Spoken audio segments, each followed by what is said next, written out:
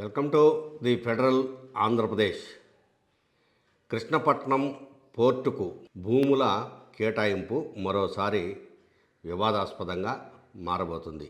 ఈ భూములు ఏమిటి, ఎందుకు కేటాయించారనేది ఒకసారి పరిశీలిద్దాం.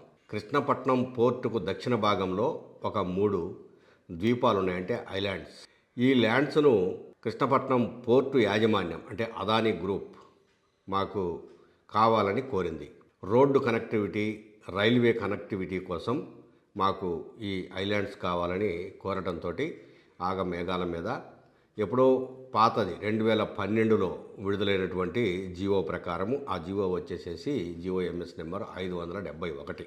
ఈ జీవో ప్రకారము ప్రభుత్వము ఈ ఏవైతే సముద్రంలోని ఐలాండ్స్ ఉన్నాయో ఆ భూములను ఈ కృష్ణపట్నం పోర్టుకు అంటే అదానీ గ్రూపుకు అప్పచెప్తూ బుధవారం జరిగిన మంత్రివర్గ సమావేశంలో నిర్ణయం తీసుకొని అప్పగించడం జరిగింది.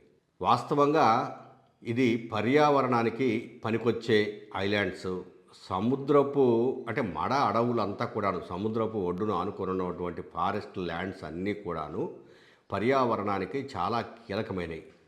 ఏవైనా పెద్ద విపత్తులు, సునామీ లాంటి సంఘటనలు జరిగినప్పుడు సముద్రపు నీటిని సాధారణ భూముల్లోకి రాకుండా అడ్డుకోవటం, అట్లాగనే సముద్రంలో ఉండేటువంటి రకరకాల జీవరాశులకు రక్షణగా ఉండడం అనేది బయోడైవర్సిటీని కాపాడటానికి ఈ అడవులు చాలా ఉపయోగపడతాయి.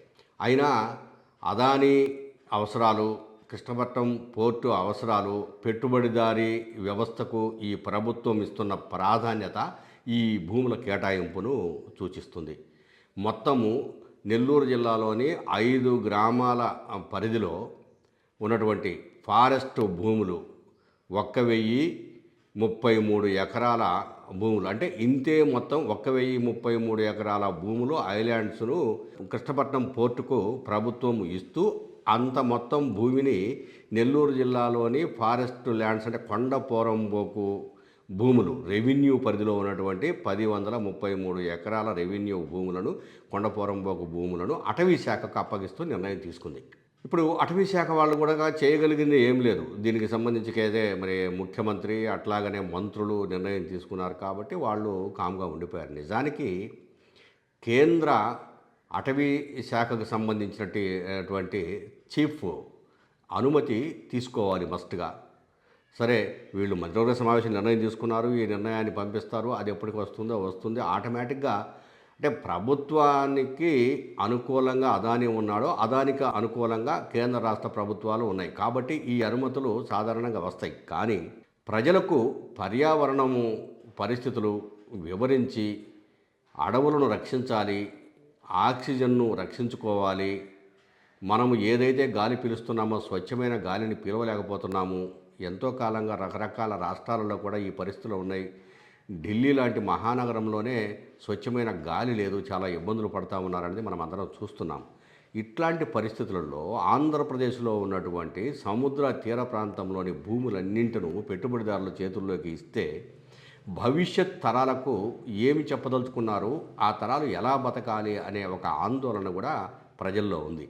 ఈ నెల్లూరు జిల్లాలో 1033 ఎకరాల కొండపోరంబోకు భూములను ఫారెస్ట్ వారికి అప్పగించడం ద్వారా మరి ఫారెస్ట్ వాళ్ళు ఎప్పుడు దీన్ని అడవులుగా తయారు చేస్తారు అంటే రిటైర్డ్ ఐఏఎస్ అధికారి ఈఏఎస్ శర్మ ఆయన ఏం చెప్తారంటే కనీసం 20 ఏండ్లు పడుతుంది ఒక ప్రాంతము ఫారెస్ట్గా డెవలప్ చెందాలంటే మినిమం 20 ఏండ్లు పడుతుంది. అంటే ఇప్పుడు ఉన్న మంచి భూములను ఎవరికో అప్పగించి మళ్ళీ ఈ రెవెన్యూ ల్యాండ్స్ను ఒక 20 ఏళ్ల తర్వాత అడవిగా మార్చడానికి ఏంటి ఈ దౌర్భాగ్యం, ఇట్లాంటి పరిణామాలు ఎందుకు ఉత్పన్నమవుతున్నాయి అనేది ఒక చర్చ. అట్లాగనే అసలు లోకేష్ లాంటి నాయకుడు, ముఖ్యమంత్రి కుమారుడైనటువంటి లోకేష్ లాంటి టీడీపీ నాయకుడు, మంత్రి అయినటువంటి విద్యాశాఖ మంత్రి అయినటువంటి లోకేష్, అవును మా ఇష్టము, ₹1 ఇస్తాం భూములు, లేకపోతే అసలు ఉచితంగా ఇస్తాము, మీరెవరు మాట్లాడటానికి, మీరెవరు విమర్శించడానికి అని అంటున్నారు. దీన్ని సిపిఐ రాష్ట్ర సెక్రటరీ జి ఈశ్వరయ్య తీవ్రంగా తప్పుపెట్టాడు. ప్రజల భూములు, ప్రభుత్వ భూములంటే ప్రజల భూములను అప్పనంగా పెట్టుబడిదారులకు ఇవ్వడానికి ముఖ్యమంత్రి చంద్రబాబు నాయుడు ఎవరు, ఆయన కుమారుడు లోకేష్ ఎవరు, ఎలా ఇస్తారు, దీని మీద మేము ఉద్యమ కార్యాచరణను రూపొందిస్తున్నాము. ఇప్పటికే చాలాసార్లు వాళ్ళు మా ఇష్టం అనే పదం వాడారు. అది ఎట్టి పరిస్థితుల్లోనూ అంగీకరించడానికి వీలు లేరు. వాళ్ళ ఇష్టానుసారం చేయడానికి వాళ్ళేమి రాజులు కాదు, ప్రజా ప్రతినిధులు. ప్రజలకు జవాబుదారీగా ఉండాలి. ప్రజలు క్వశ్చన్ చేస్తే వాళ్ళకి ఆన్సర్ చెప్పాలి. అలా కాకుండా వేలాది ఎకరాలు, లక్షల ఎకరాలు పెట్టుబడిదారులకు ఇవ్వడానికి వీళ్ళు కంకణం కట్టుకొని రాష్ట్రాన్ని ఒక విధంగా తీవ్రమైన అప్పుల్లో ముంచెత్తి అమ్మటానికి ప్రయత్నం చేస్తున్నారు. వీళ్ళు కోటాను కోట్లు డబ్బులు సంపాదించుకొని రేపు అమ్మేసి వేరే ప్రాంతాలలో స్థిరపడతాడు. ఇక్కడున్న ప్రజల పరిస్థితి ఏంటి, వాళ్ళ బాధలేంటి, కష్టాలేంటి, వాళ్ళు ఎలా బతకాలి? ఇప్పుడు రాజధాని ప్రాంతంలోనే 50,000 ఎకరాలు ప్రస్తుతానికి తీసుకున్నారు. ఇంకా 1,75,000 ఎకరాల భూములు తీసుకోవడానికి నోటిఫికేషన్ జారీ చేస్తామని చెప్పి ప్రభుత్వం ప్రకటించింది. ఇప్పుడు అక్కడ ఉన్నటువంటి ప్రజలందరూ ఎలా బతకాలి, ఏం పనులు చేయాలి? అంటే నిత్యం హోటళ్ళు పెట్టుకొని బతకాలన్నా, మురుగు కాలువలలో మట్టి తీసి బతకాలన్నా, ఏంటి పరిస్థితి అని సిపిఐ రాష్ట్ర సెక్రటరీ ఈశ్వరయ్య తీవ్ర స్వరంతో ప్రశ్నించారు. దీని మీద మేము కార్యాచరణ తయారు చేస్తామని చెప్పారు. ఇక కృష్ణపట్నం భూములకు సంబంధించి అది బయోడైవర్సిటీకి సంబంధించినటువంటి అంశము, పర్యావరణానికి సంబంధించినటువంటి అంశము, ప్రజలకు ఎంతో మేలు చేసే మడ అడవులను ఇట్లా అప్పనంగా ఒక ప్రైవేటు కంపెనీకి అప్పజెప్పేసేయటము పద్ధతి కాదు. దీని మీద కూడా మేము కార్యాచరణకు ఆలోచిస్తామని ఆయన చెప్పారు. దీనికి సంబంధించి నేను ప్రభుత్వానికి ఒక లేఖ కూడా రాస్తానని ఈఏఎస్ శర్మ గారు ది ఫెడరల్ ఆంధ్రప్రదేశ్ ప్రతినిధికి చెప్పారు. ఈ విధమైన పరిణామాలు భవిష్యత్తులో ఎటువంటి భూకుంభకోణాలకు దారితీస్తాయో, ఈ ప్రభుత్వం ఉన్నంతకాలం పర్వాలేదు, మరలా ఇంకొక ప్రభుత్వం మారిందంటే ఈ భూ కుంభకోణాల మీద దర్యాప్తులు అమలు పెడతాయి. ఇప్పుడు గత ప్రభుత్వంలో జరిగిన కుంభకోణాల మీద దర్యాప్తులు జరుగుతూ ఉన్నాయి.